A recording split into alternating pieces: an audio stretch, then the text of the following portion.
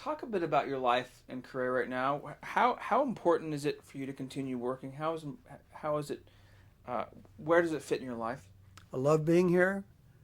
I'm the chairman, and I call myself chief cheerleader. There's a lot of good people in our company, and they do their jobs, and I hear what they're doing, and I get involved in planning of long range planning and such, and I give them my opinion, and sometimes they listen, and sometimes they don't. But I just love being a part of it, and it's one advantage of having your own family business. You don't have to retire until they throw me out. Our kids own the business. Karen and I own 9%. They own the rest. They own 91%. My dad and I set that up years ago. And so I work for them, but they haven't figured that out yet. So I'm pretty lucky. You obviously achieved a great deal in your career. And this is, I'm sure, a question you've been asked before. What's the key to your success, do you think?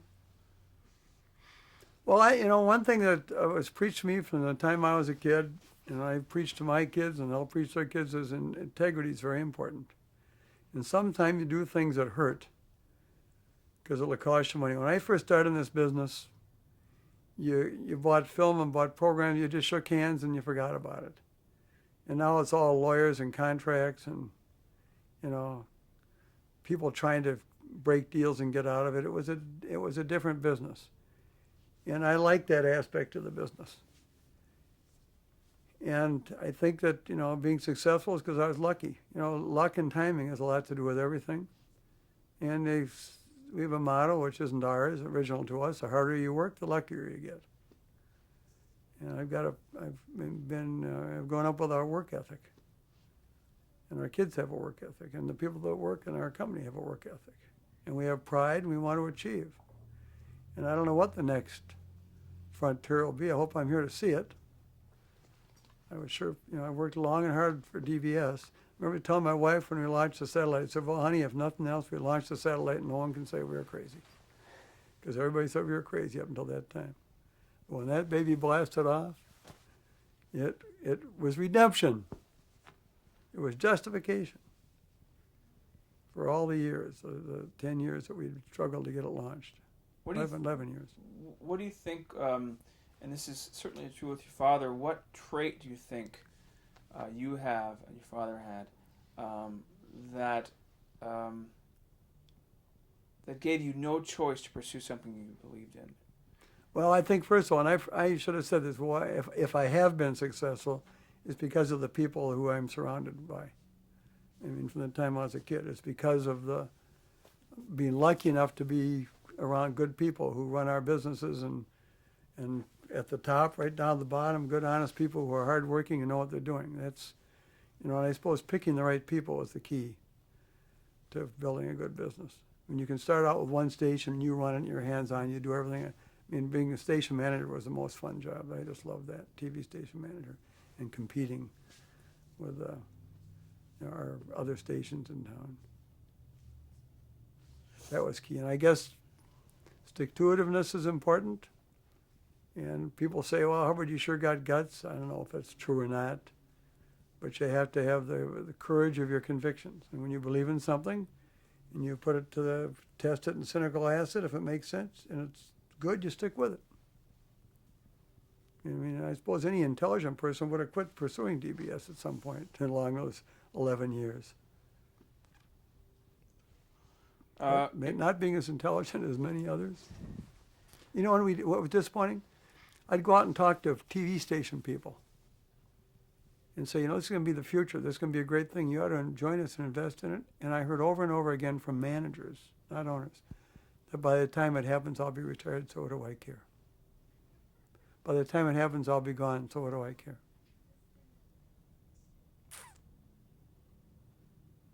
That says a lot. Hmm? That says a lot. Yeah, it's disappointing, isn't it? I heard that time and time again. So it really sounds like, in a way, that defines a visionary, someone who contributes and has a passion and continues to pursue something. Well, I'm not going to call myself a visionary. I call myself lucky. Lucky? Yeah. The harder you work, the luckier you get. I mean, if you had to pick one, what do you consider the most important decision? Most important decision? Yeah. I'm not going to tell you because it was a bad one. It was a costly one. I'm not going to tell you. Come on, you can't. You want to Nope, tell us? I won't tell you. Not at this point. Maybe before on my deathbed. Or your second? Well, I'd say the best decision, which we didn't care, would have been to buy more TV stations. But I wasn't a good enough salesman to get my dad and our board to go along. A good decision was to pursue DBS. Good decision, but a costly one maybe in the end was to pursue satellite news gathering, although it sure helped an awful lot of people around the world.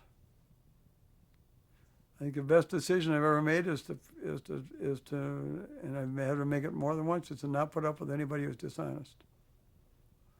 Well, won't put up with anybody who mistreats employees. If I know about it, that's it, boy, you're gone.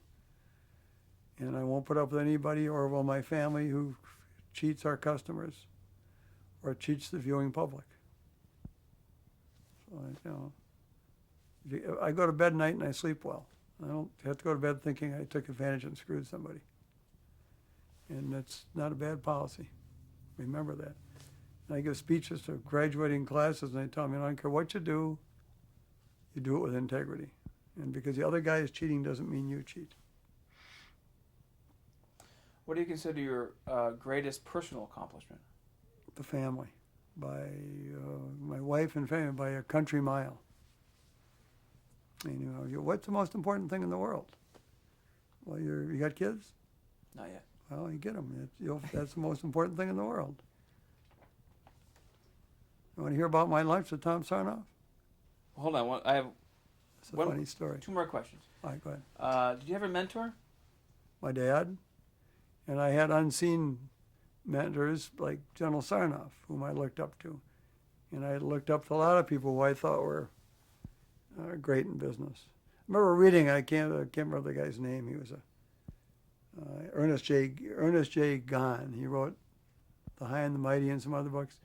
And he was from here. His dad, I never met him. His dad ran the telephone company here, and he wanted to go to work in the theater. I remember reading about him. Going to see General Sarnoff because he wanted to work at RCA Radio City. And he waited and waited and waited, and it got to be about 8 or 9 o'clock at night, and finally Sarnoff came out and brought him in the office and apologized all over the place. Said, I'm really sorry I kept you waiting, young man, blah, blah, blah. And he gave him a job. I really respected David Sarnoff for that. Do you think it's important to have mentors in life? I think if you can have a mentor, it's a wonderful thing. I wish a lot of kids in the ghettos could have mentors. We all have role models. Hopefully, they're good ones. My role model is people like General MacArthur and David Sarnoff. Great. Thank you very much. Want to hear a couple funny stories?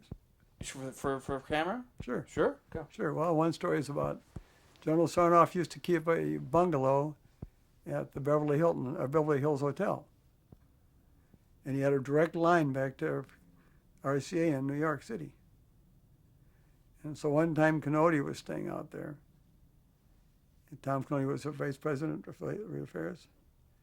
And the phone rang, and it was a General Sarnoff's private line, and a couple of people never got a chance to get on the line, and they knew Canody was there. And Canody picked up the phone, and he said, Canody, this is the General, you're fired. And I said, it just killed Canody because he thought it was the General. He thought he was fired because it was the direct line. I thought that was a great story. I had lunch one day with my wife Karen and I had lunch with Mort Warner and Tom Sarnoff at the Beverly Hills Hotel at an NBC meeting. Do you know who Mort Warner was? Mm-hmm. Mort Warner was the head of programming. And Karen and I had seen a movie the previous weekend. So we saw Mort Warner, and Karen said, Stan and I saw a movie this weekend. We think it'd make a great television series. He said, what was that? She said, MASH. He said, we looked at it and never work on TV. True story. Amazing. Isn't that a great story? He was a good guy, Mort Warner.